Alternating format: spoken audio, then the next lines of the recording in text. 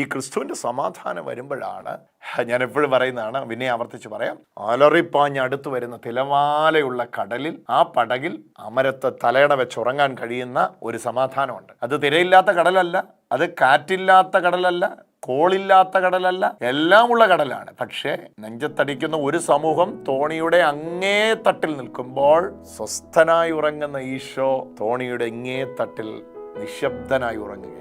രണ്ടുപേരും അനുഭവിക്കുന്ന ഒരേ കാറ്റ്, ഒരേ കോള്, ഒരേ തിരമാല, ഒരേ കടല്, ഒരേ പടക്, ഒരേ മനുഷ്യൻ. ഒരാൾക്ക് ഉറങ്ങാൻ കഴിയുന്നു, മറ്റുള്ളവർ ജനിച്ച ദിവസത്തെ ശപിക്കുന്നു, തങ്ങളെ തന്നെ പഴിക്കുന്നു, വിളിച്ച നാഥനെ പഴിക്കുന്നു. എന്തേ അവർക്ക് ഈ വികാരമില്ലാത്തത്? ഒരാളുടെ ഹൃദയത്തിൽ ഭരിക്കുന്നത് ക്രിസ്തുവിൻ്റെ സമാധാനമാണ്. മറ്റുള്ളവരുടെ ഹൃദയത്തിൽ പതിക്കുന്നത് അവരുടെ സമാധാനമാണ്. അവരുടെ സമാധാനം ഒരു കാറ്റ് വരുമ്പോൾ പോവും, അവരുടെ സമാധാനം ഒരു തിരമാല വരുമ്പോൾ പോവും. എന്നാൽ ക്രിസ്തുവിൻ്റെ സമാധാനം തിര കഴിഞ്ഞും, തിര ഉള്ളപ്പോഴും, തിരയുടെ നടുവിൽ നിൽക്കുമ്പോഴും. ചിലപ്പോൾ നിങ്ങൾ തിരമാലയുടെ നടുവിൽ നിന്നോണ്ടായിരിക്കും ഇത് കേൾക്കുന്നത്. വാഴട്ടെ ഈ വചനം ക്രിസ്തുവിൻ്റെ സമാധാനത്തെ ഇങ്ങനെ ക്യാരി ചെയ്തുകൊണ്ട് വരട്ടെ.